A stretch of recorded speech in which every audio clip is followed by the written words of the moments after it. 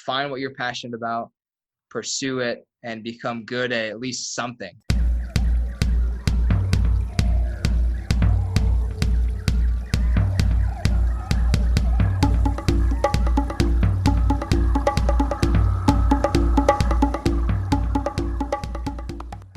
Hiya. Welcome back to the Wild Business Growth Podcast presented by Hippo Direct. This is your place to hear from a new entrepreneur or innovator every single Wednesday morning who's turning wild ideas into wild growth. I'm your host, Max Branstetter, podcasting dude at Hippo Direct, and you can reach me at max@hippodirect.com to help use your podcast as a marketing tool. This is episode number 104, and today's guest is Jonathan Katz. He is the inventor of Blendy, the portable blender that he invented in college, so he has a crazy unique perspective on that. And he also has some awesome stories about prototyping and finding your passion. Cat's got your tongue? Enjoy the show. Alrighty, we are here with Jonathan Katz, the inventor of Blendy, the portable blender. Jonathan, how you doing today? Good. I'm doing well, Max. How are you? I'm doing well as well. Set a record for wells right off the gate here. Yeah. But this is really cool. I am very curious and excited to dive into your story. Very unique, and it's really interesting what you're doing. But before we do that, I do want to shout out our mutual buddy, Kevin Lane of Create a Castle, who connected us in the first place. So shout out to Kevin. And I think you're actually from a similar town that he is, huh? Yeah. So I live, or my family lives in the town right next to the town he's in. So the town we're in is very small compared to the town he's in. Gotcha. In Connecticut, yeah. Tale of Two Cities there.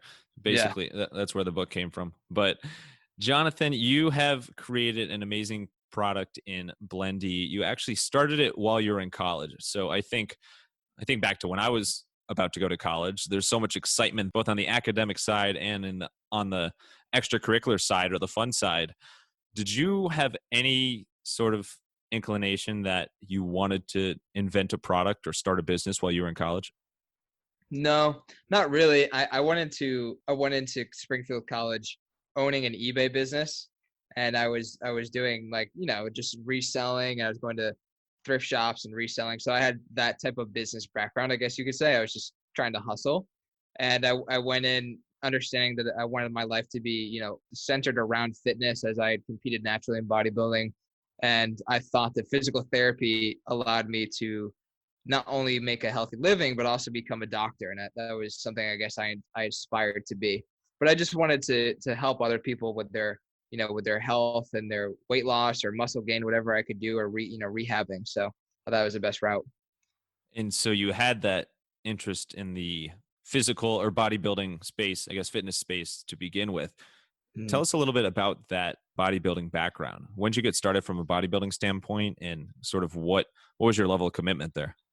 Yeah, it was pretty extreme, I would say. So I had in high school, going back my sophomore year, I was about 195 pounds at about 5'6", which is pretty overweight for a high school kid who wanted a girlfriend. So I decided to lose all that weight. About specification 50, there. Yeah, that was one of the main motivations, I won't lie. And I lost about 50 pounds in about 4 months. And that was pretty crazy. And I remember having abs for the first time. I was like, wow, this is insane. But, while I was doing that, I was doing football workouts. And then I got a job. So I quit football to actually work, as someone who's 5'6" can't really have a future, or so I thought, in football.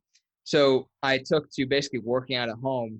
And then eventually it got a little more serious. And I, joined the gym, Health Tracks in Connecticut. And then I just started weightlifting basically every day. And I was following this guy, Scott Herman, who has a massive YouTube channel now. And he was pretty prominent in the early YouTube days as the fitness guy. So I kind of gravitated to these, fitness personalities on YouTube and followed their workouts. And yeah, then I got really serious. I hired a coach, and I competed in my first natural bodybuilding show at 18. And I was the youngest one. Yeah. Oh my God. And from your standpoint, because I've heard this a lot about bodybuilding, there's kind of this debate of what is more difficult, the actual crazy amount of hours that you're putting in lifting, or the crazy amount of food that you're intaking. For you, what was more difficult of those two? Oh, the food. Oh, the food is so challenging because not only are you in the bulking phase, let's say, eating a lot and then therefore spending a lot of money on food, it gets to the point where you're having chicken breast excessive amounts, 2, 3 times a day. And you're like, this is kind of crazy if you're having 6 meals a day. And unfortunately, it was somewhat detrimental when you're cutting to have this nutritional, I don't know what you would call it, but kind of like you have to you're within certain limits of your nutritional capability during the day, right? You have a certain amount of calories and macros you have to hit. So when my friends and I would go out in high school, I would have to bring Tupperware, or I just wouldn't eat, or I'd get like a light salad. So those were unfortunate times, but it was just to get on stage, right? And what I quickly found out after I got on stage is that I don't know if it was really worth all the effort and the sacrifice of time and friendship and hardship to then just get on the stage for maybe 2 minutes, of your life. I didn't know if it was worth the payoff. So that's kind of why I stopped a little bit. It makes sense. I'm sure you can get burned out after a while from that. Yeah, people around you get burned out too. Unfortunately, you become kind of, morose and not friendly to be around sometimes because of the restriction of carbs and calories. Yeah, and the thought of I love chicken breast as much as the next person, but the thought of eating it more than 3 times a day every single day is a lot to stomach, literally. So You get that's creative. you do. So we'll call you the Yeah. Tupperware. We'll call you the Tupperware guy as well. On the flip side of things, though, on the positives you took from that experience, what can you say that you learned through your bodybuilding years that you think have been really helpful as you have turned into an entrepreneur and inventor?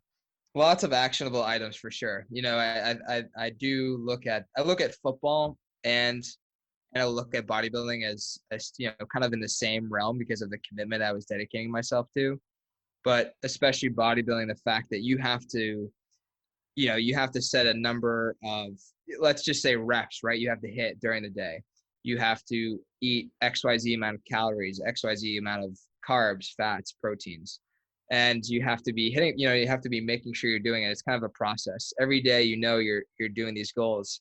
You're getting closer to that finalized, bodybuilding, stepping on stage physique. And so it's these day by day actions that you're taking to get to that final goal, right? And I think that's what keeps people motivated is they see this final goal pretty clearly in their mind because they see other people doing it. And you can kind of take that into bodybuilding. And I also use football as a reference too, because I remember just feeling, and even during cardio for bodybuilding, I was doing an hour a day, but even in football, right? When you're running hills, you're so dead, you're like so tired and you're exhausted, but your coach is just pushing you forward. He's like, keep going. You know what I mean? You have to, because it's your coach and you got to complete the drill.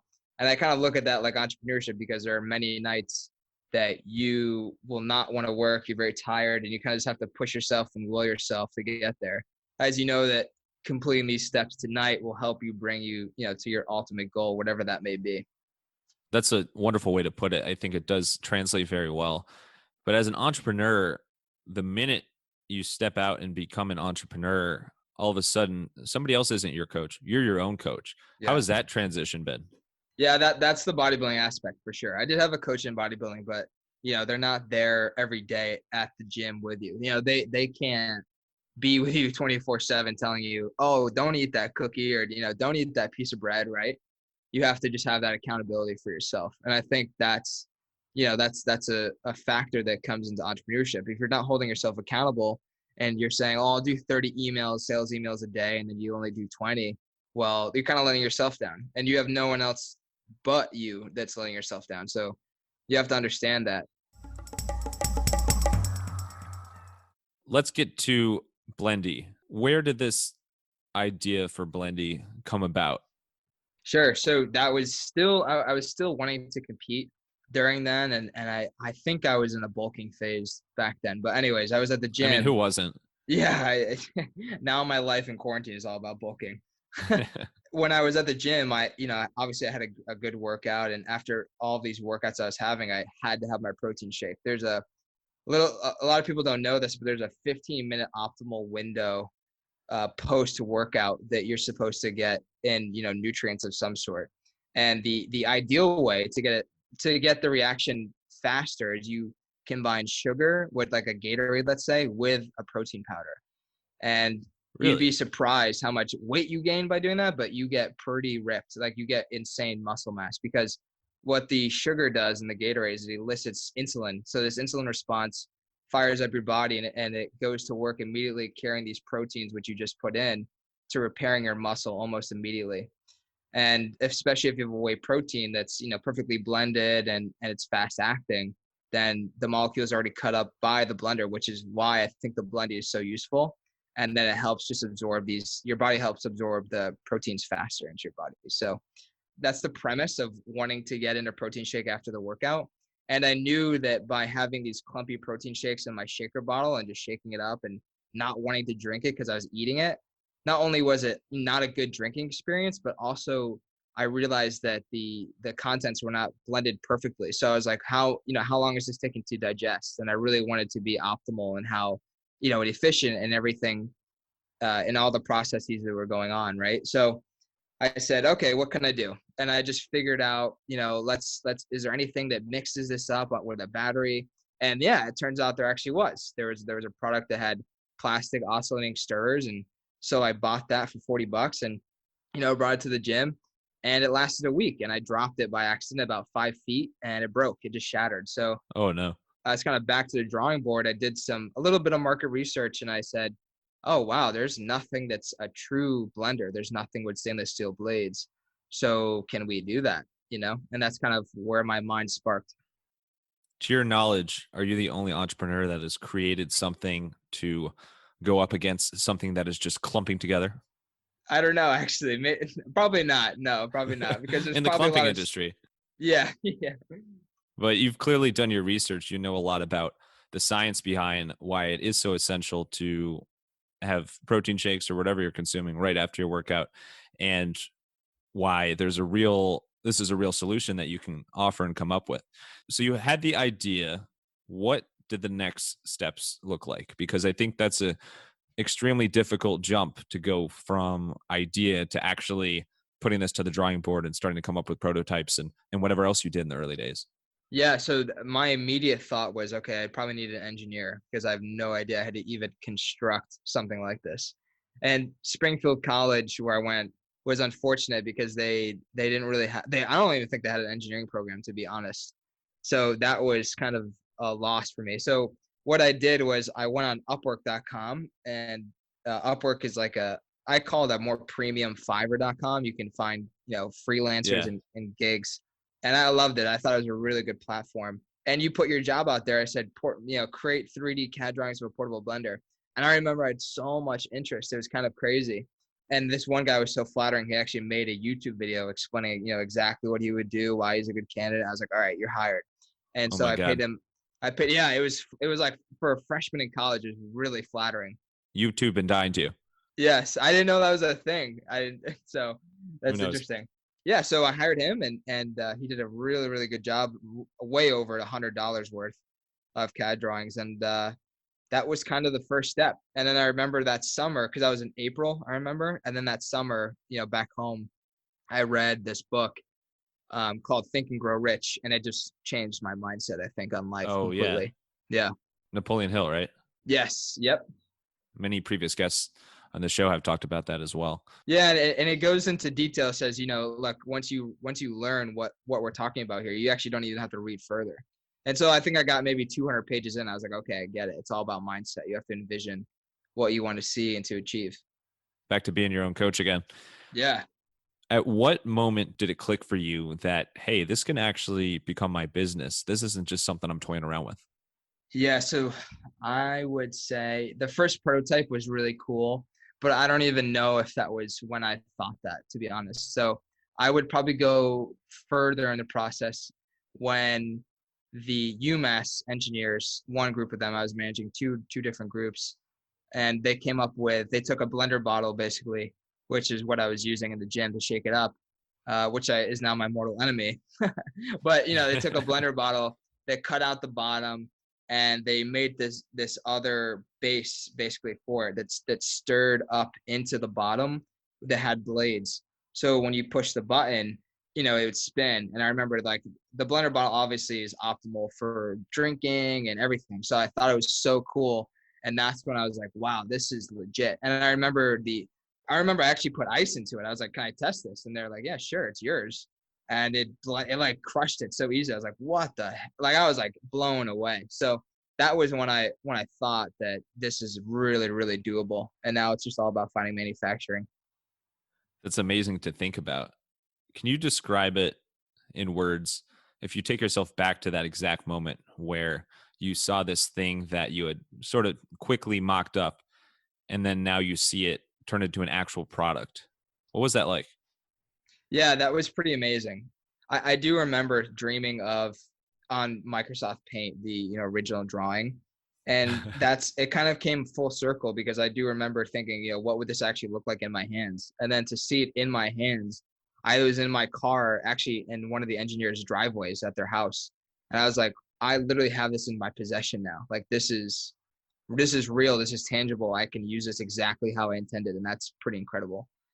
I love that because I think you hear about so many, hardcore prototypes using 3D printers. And we know Kevin Lane for Create a Castle did some Yeah. mock-ups with 3D printers as well, or all Yeah. these super advanced prototypes. And you are living proof that literally in Microsoft Paint, you can do it, or just whether it's drawing something on a piece of paper or a napkin, you hear stories The like napkin. that too. Yeah. Going from that to actually 3D product and prototypes in that sense is super cool. It was. Yeah, it was a really cool feeling. And, the other group did an okay job. It was more like a NutriBullet, so I didn't really understand what was going on there. I didn't really see the usefulness in that because it was already existing. So, Right. but this group that did the one that I thought was really good actually won entrepreneurial product, of the year or whatever for this design. Oh, so that was really cool. And we had beat out one of my other good buddies, Mark Gamble and Fog Kicker, which had been featured on what is it? The Good Morning Show. So that was really cool. yeah. He's a good guy, and that's a great product too. It helps with like unfogging your goggles when you're underwater, which is cool. Oh, wow. That Yeah. is really cool. So when I'm thinking about your product, the way you have it designed now, it has a beautiful aesthetic. It looks nice. Thank It's you. portable. It works well, and it's really kind of at this point you've gotten to a nice place where it's really buttoned up and a nice holistic product there. I'm sure in those early days when you're combining, a form of power and blades, like literally blades and something moving around really fast, and you got to make sure it works right, you got to make sure it's safe. There's so many different things to consider with this product that you've endeavored on. What have been the biggest hurdles that you've need to conquer from a design standpoint? Yeah, so it's interesting because a lot of I don't know if people think the portable blender is like this innovative ingenious thing, right? But Jonathan, I have a statue of it right outside my place. well, exactly. Yeah. There's so many different parts of this, right? Because you have to think about the torque, you have to think about the power that generates the torque, you have to understand how much torque it takes to crush ice, how much torque it takes to crush fruit, all that stuff. And then it goes further into saying, okay, how do we design the blades then to make sure it crushes ice and it cuts, chops fruit or whatever. So those two aspects are one of the biggest too. But then how do we design this plastic base so that it contours, so that it makes this vortex, right?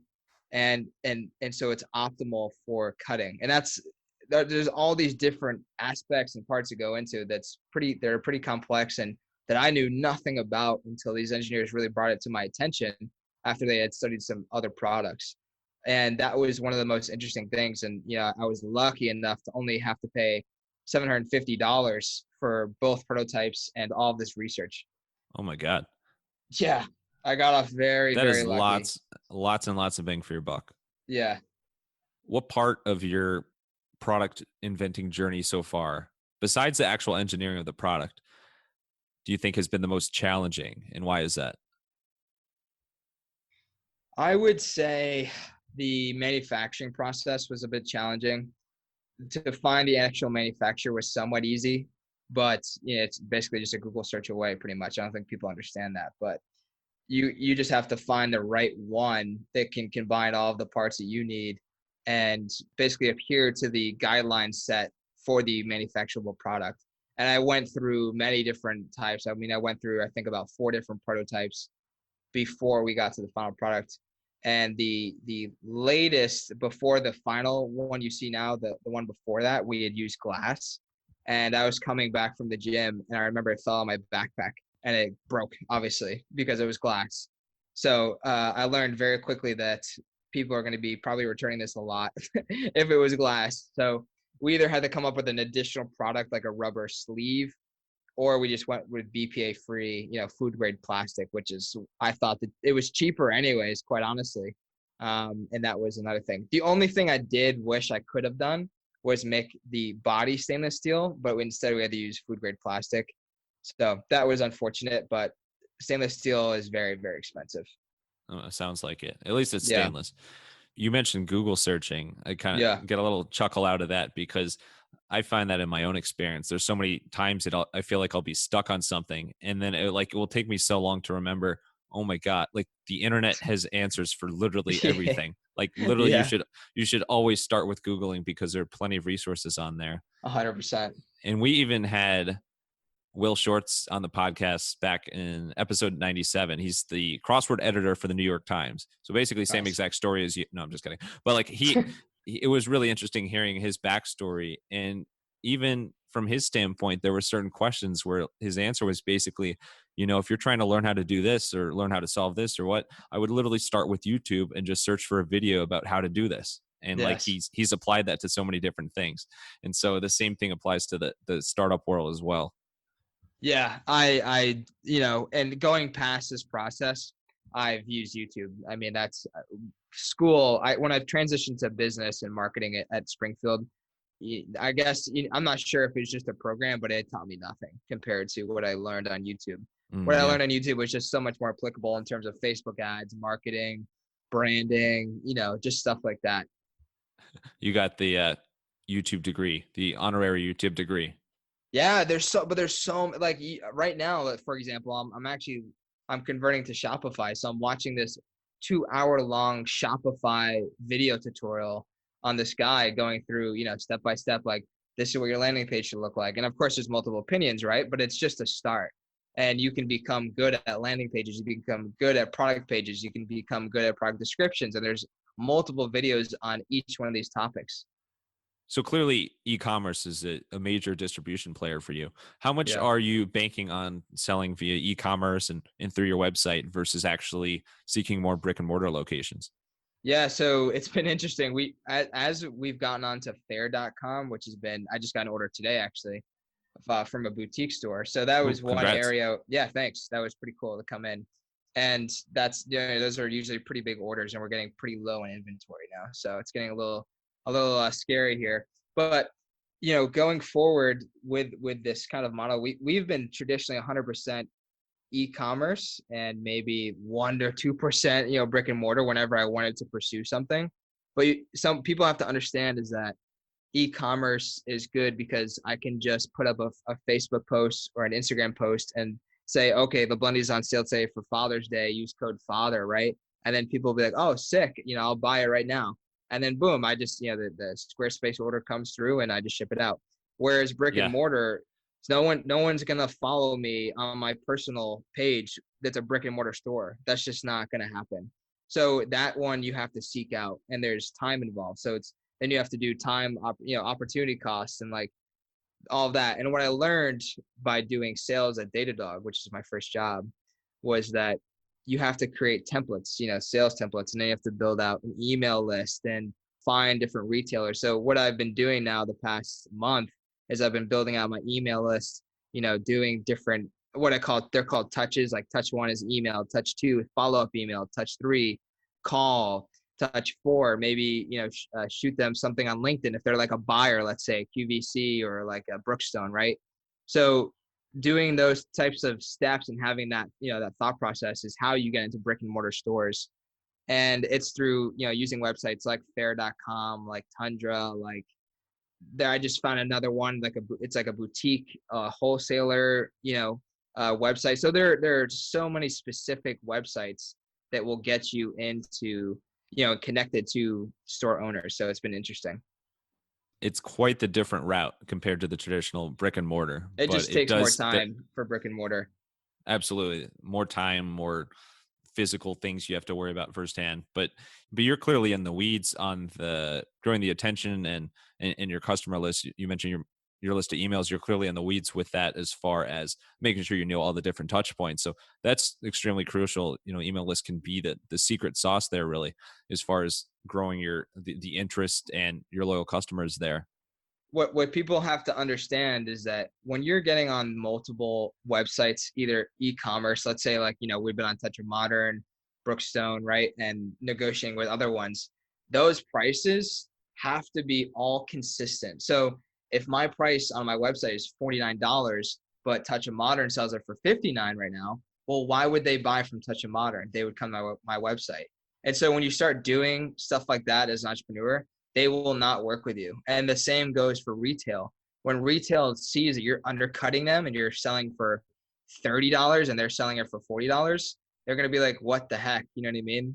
So you have to understand that as well. There's so many considerations there. Yeah, Yeah. you have to be sensitive. You have to be aware of all that. I have a funny question for you because Yeah. at the time we're recording this, you're in your early 20s. So this is typically a question that you'd ask to somebody who's older. But what would you say to yourself if you're looking back at your younger self, significantly younger self, starting this company or coming up with the product in the first place? What's the biggest piece of advice you would tell your younger self? So let me first off say that being an entrepreneur is very difficult mentally and emotionally. Okay. It's much in the fact of bodybuilding that you put a lot of dedication into yourself. All right. So your relationships will always suffer because of it. And it's been a very tough balance, trying to find a balance at least between, your personal from your business and entrepreneurial life. And if you work a day job, I mean, it adds even more onto that layer. And so tensions are usually pretty high sometimes, especially if you have a significant other. So I would say to you first, please try and find some time to dedicate, even if it's scheduled, to people that you are best friends with, that, your family that you love. That's what I would say. So going back now, what I would tell myself is just hustle, just work more, quite honestly. At college was such a great time to just work more. And I had so much free time that I didn't really take advantage of. And I think I did a good job, but there was more that I could have done. And I think just reaching out to other people as well, either on LinkedIn or through groups, meeting other entrepreneurs like Kevin, right, has taught me so much. I mean, he was the only reason why I'm on fair.com right now. And we've just sold, like hundreds of units. So that's a huge piece of the business right there that wouldn't have been, done if I hadn't talked to him. So talking to more people like that, networking more, and just taking more chances, more opportunities. I took a big chance even by, having manufactured inventory, but just taking more chances and sending more samples out. There would often be times where I thought I couldn't send out a sample because I really needed that product to sell. Well, sometimes you have to understand is that the cost of that one unit could be even more sales. So that was probably what I'd say. And to balance more time with personal. That's so true. Yeah, Yeah. and I think anyone can relate to that is when you're like in work mode and like plugging away during the day like crazy, and then you get a personal call, and you really have to remind yourself like, okay, this is someone who's really important to me. I should take a breather and talk to them for a little bit. Yeah. It just takes a little while to transition out of that like go work mode. Yes. And it's always important to remember that like you should never let your personal relationships suffer because of your work and your passion, as important as those are to you. Yes. I couldn't have said it better. On a similar note, since you did start a business in college, what do you think was the biggest thing that you sacrificed by committing so much of your time and energy to building this product and what would be this business while you're in college? I sacrificed, I didn't, my friendships were some of the best I've ever made. So I can't say I sacrificed that. I quickly realized, I think after bodybuilding, that it's important that if your friends want to go out, let's say, do some like road trip or something, that you'd go and do it, because that you'll never get that time back. And I really learned that in senior year. I made that a priority. So I would say I did well in that regard. However, I didn't really go out. Like I never really went to the bars, right? which is kind of an interesting thing to say on an entrepreneurship podcast. But it's true in the fact that you have to live that, like I said, that personal life. And I didn't really do that. I was always working at night, but I got a lot of joy out of doing that. I don't think that I would have missed out on that, I would say. So maybe, I would probably tell you that just having downtime, I didn't take a lot of downtime with friends. I would always maybe just do it for myself, or I would watch too much YouTube sometimes. But yeah, I didn't have much downtime with friends. I was always trying to do something with them. Thank you, Jonathan, for queuing that up so perfectly. I appreciate the softball. Speaking of downtime, I have an opportunity for you to have downtime for your podcast. If you have a podcast, or if you want a podcast for your brand or your personal brand, it does take many, many hours, as you know, many, many, many, many hours to put together. It really, really helps to have somebody doing your editing, doing the publishing of the episodes, doing the things that go on behind the scenes, so you can focus on just interviewing your guests, growing your network, and taking that time that you would have spent editing the podcast and so on, and using that on other areas of your business. Email me at max@hippodirect.com so I can go to town on the production and editing of your podcast, and you can focus on doing what you love and what doesn't drain your time. Now, back to Mr. Katz. So let's switch gears a little bit. Let's get to a segment on inspiration and creativity. So when you think about, you've mentioned a lot of things with YouTube already, but clearly you are very diligent about becoming an expert in the space and studying up on whether it be the science or the elements of building a business. You're really dedicated to your craft. What do you do to stay so informed and stay so on top of things?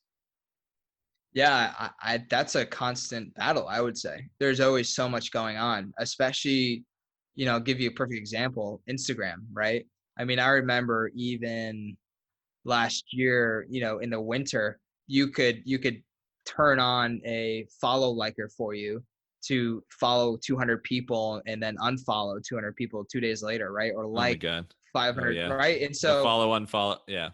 yeah, but for me that was amazing because I didn't have to do that, and I hated spending time on Instagram. I thought it was awful sometimes. So I love that, but now you can't do that. And if you did try to do that, you get your account banned. So just adjusting to all these little nuances that are going on these different platforms that are always changing. It's crazy. I know Facebook just unveiled their new beta testing that they're using for their new site. And it seems like you get the same people over and over again seeing your posts. So like, how do you get new people to see your post? How on Instagram do you get new people to see your post? It almost seems like sometimes when you're a personal account, you almost can't get new followers that are just out of the blue. You almost have to do some type of, like, you have to be in someone else's photo, or they have to, call you out or something. It's really interesting. And just keeping abreast of the times by watching people like Gary Vee, who I know that is very important. I would say that's probably my go-to. And just listening to podcasts, you'd be so surprised on what you learn by listening to something like this, or by listening to something more specific. Yeah, of course. But let's say you really want to know how to grow on social media, right? On Instagram, there's definitely going to be a podcast out there right now, and not even just a YouTube video too, that someone's talking about that. So it could be, for example, like episode 50 with the Instagram expert Subi Zimmerman or something. But exactly. Anyway, I don't know specifics here, but yeah, there's seriously there's a podcast for literally everything. All I've learned is just use hashtags. That's all I know. Yeah, right. The hashtags are very important. Well, I appreciate your confessions of being a former follower unfollower, because it's always it's kind of like always it's a taboo thing in the social media world. I remember, for full transparency, I used to hate that people would do that, because like I was always organically building profiles, and when you are looking to get more followers organically and then you see somebody, a new follower, and then you're like, wait a second, they just unfollowed, it rubs you the wrong way. But yeah, to be fair, I totally understand, like, you got so many things going on, like anything you can do to save time and be more efficient for building your social media pages. As a business owner, it makes sense why you do something like that in the first place. So it's fun. It's like it's a taboo thing, and obviously they've changed what you can do and can't do. But it's interesting that you used to try that. Yeah. Oh, yeah. And obviously, I stopped, and my growth went down, of course. But Yeah. it also kills your organic growth. So I don't know if it's still Right. affecting. I don't know if it's still affecting me, but I know that if you did it right now, you basically be bombing your account. Like it's like committing suicide on your account, basically, when Yeah, you they're do it. really right. They're really careful, and yeah, they've gotten a lot better Yeah. about kind of the spamminess and the bots. What about on the creativity side? So, what hobbies or activities do you do, or it could be something else? What do you do to help you stay creative? Well, yeah, that's a good. So now with quarantine, I've had a lot more time, and I wanted to put. I'm big into looking back. So that question was very poignant to me. And one of the Oh, why, things that I thank you. did, yeah, of course, one of the things I did this quarantine was I took 15, no, I took 20 of my friends, and I said, hey, can you send me a 30-second clip of you talking about what life has been like in quarantine? Because I thought it was so interesting to see their mindset and how they were thinking. So 10 years from now, maybe we'll remember this, maybe we won't, I'm not sure. I think we will, but they'll say that they'll know exactly what they looked like, which is really cool, but they'll also see what they were thinking back at that time. And it's really cool because it just brings you back into this memory. And for me, I know and pictures are very important to capture moments. And that's how I stay creative, is compiling these kind of things together. And furthermore, I've been doing more. I like to just use Canva, and just having Yeah, Canva. Like, I play with my logo all the time. I love designing, just Facebook posts, Instagram posts, all that stuff. I think it's really fun, and that's how I kind of stay creative.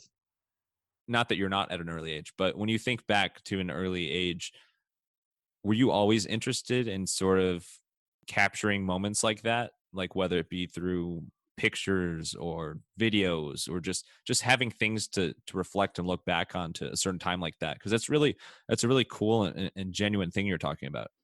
No, I feel like I've lived two lives, quite honestly.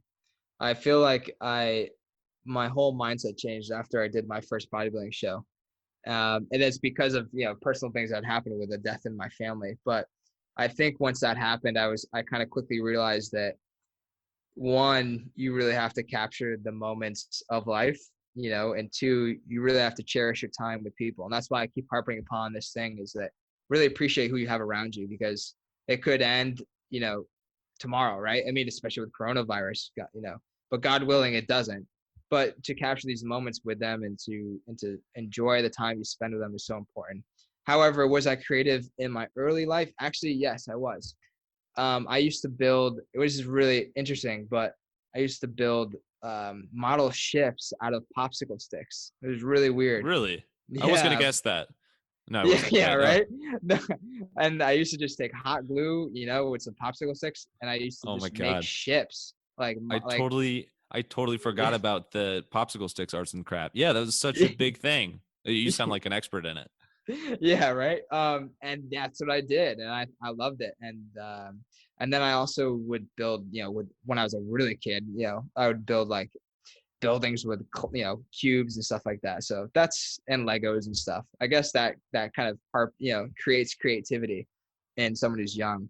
But the kind of the aspect of trying to remember times and capture the moments, I would say, that happened after that personal moment in my life.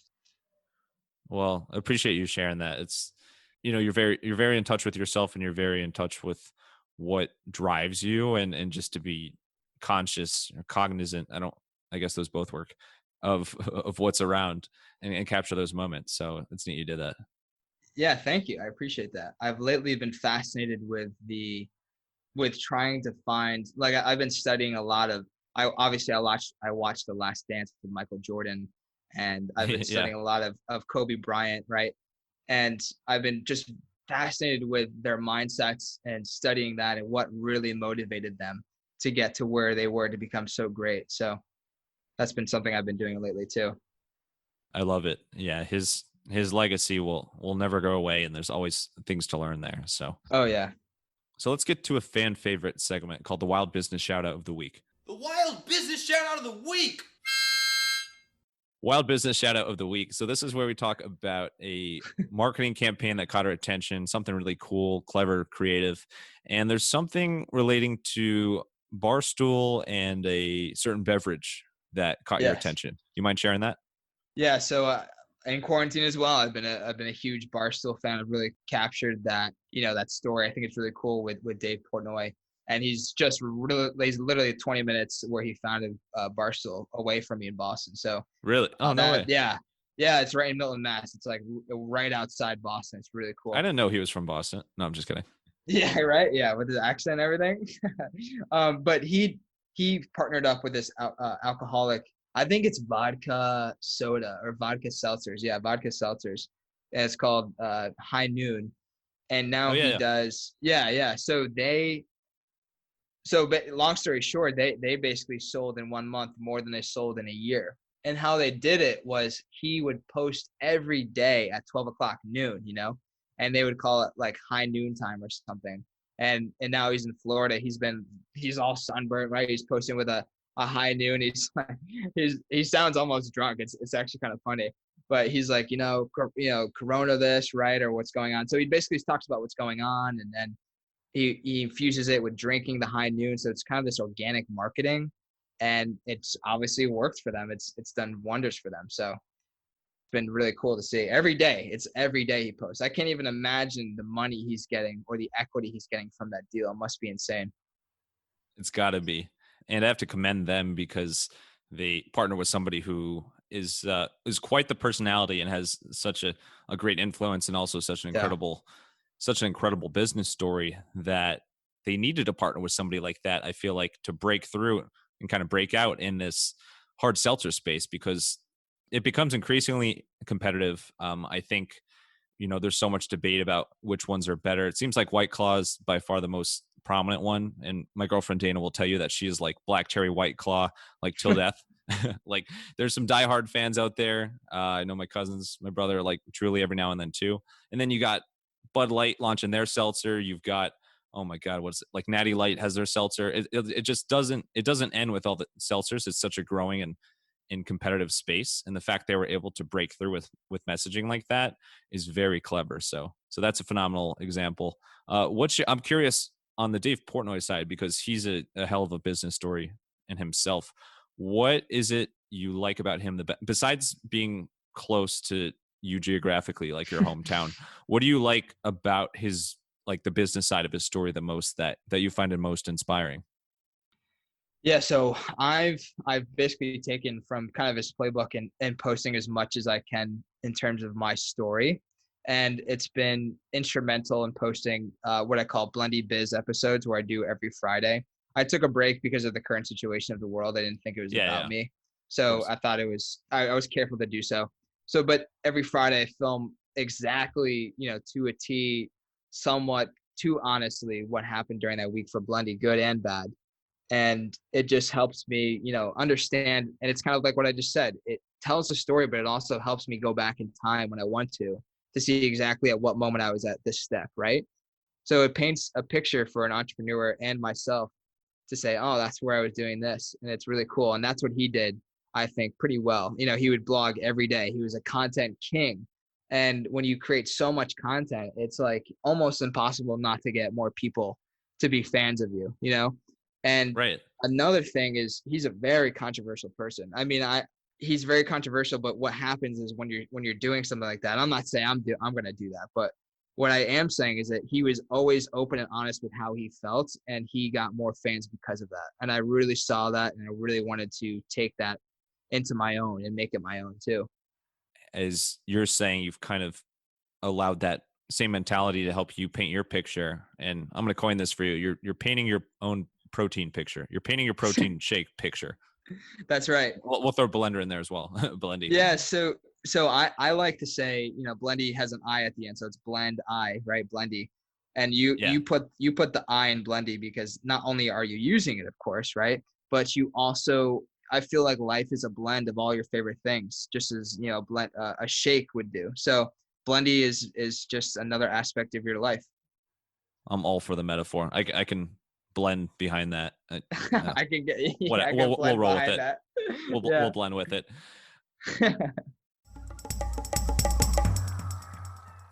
So let's get to a segment called The Unusual. So pet peeves, quirks, and weird talents. What is your biggest pet peeve? Oh man. Oh, I would say two of my biggest pet peeves are, one, chewing with your mouth open really gets me.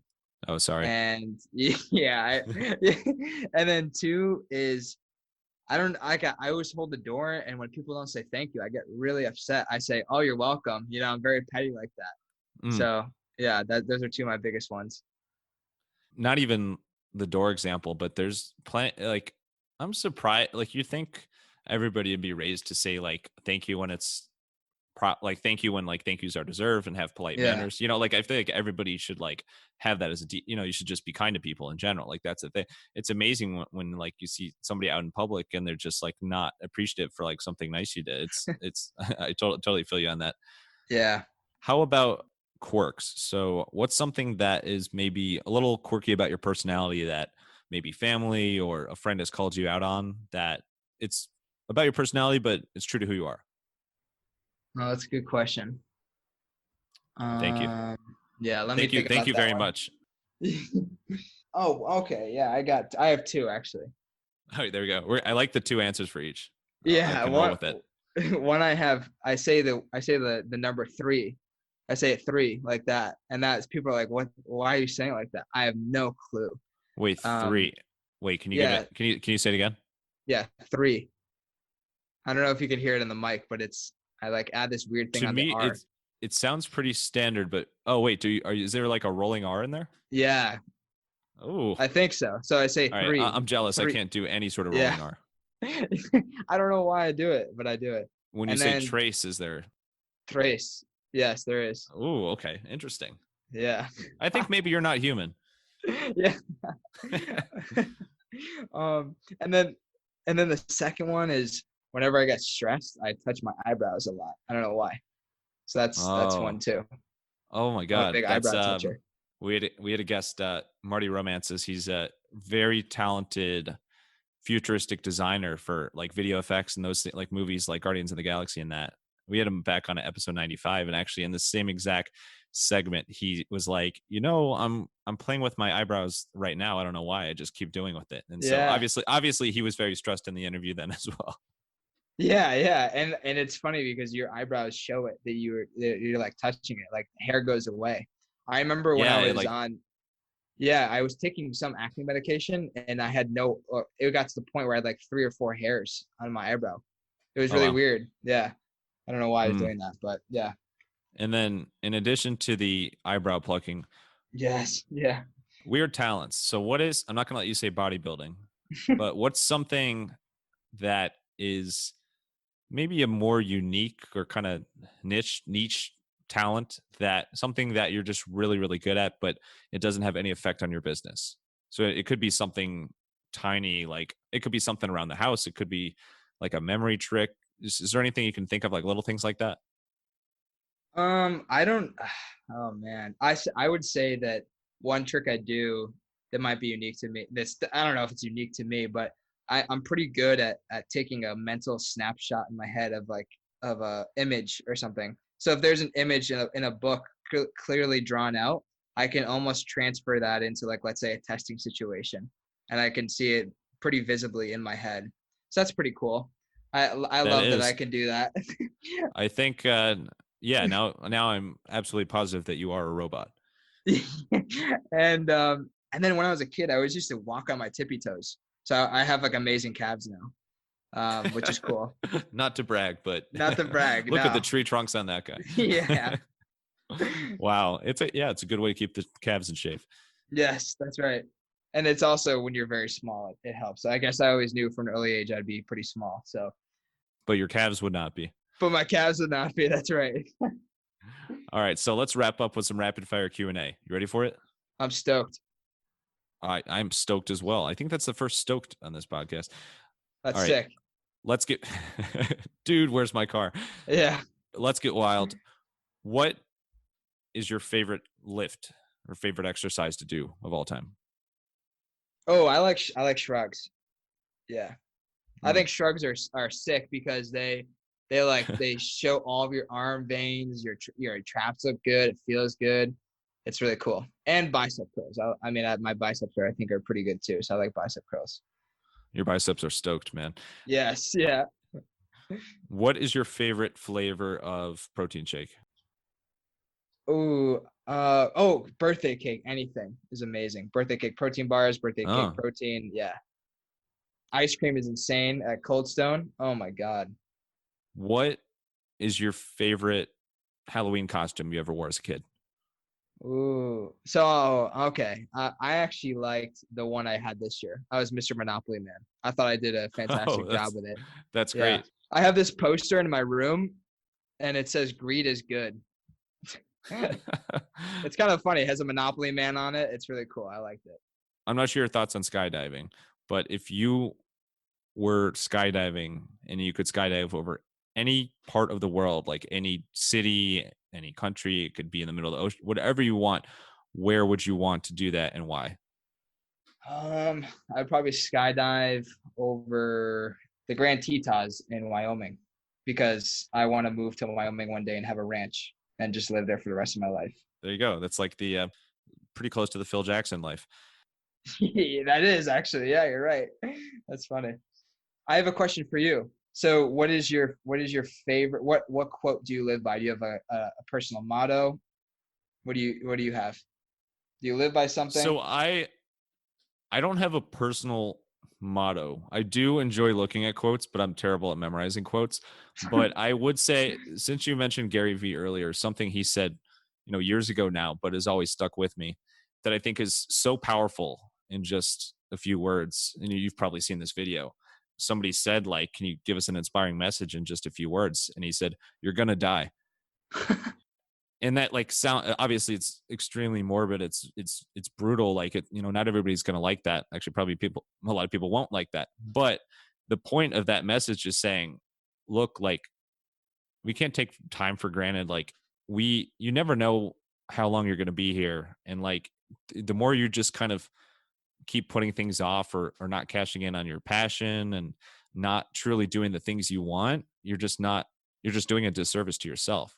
Yeah, And so the great whole words. message there is, like, you're going to die. He's not saying that, like, you should be scared of that. He's saying that, like, do It's you want to finite. just go years and right, it's finite. Do you want to go years and years and years and then look back later and say, oh my God, I regret all these things that I really should have done? And so that's a pretty powerful one. Yeah, I love that. I live by two. One is surf on your own wave, and that's Kid Cudi. And then the other Ooh, one Cuddy. is, yeah, I love Kid Cudi. He went to my high school, actually. Now that you mentioned that. No way. Oh, Yeah. Shaker Heights? Just for a year. Oh, I was hoping you wouldn't say that. So he went to two high schools. He went to mine for a year, Solon. It was the other high school, and then he transferred to Shaker Heights. Did he do the TED Talk at yours? No, I think he did a Shaker, but he did. Oh, what a great Okay, TED well, Talk, man. we're the other high school then. But Yeah.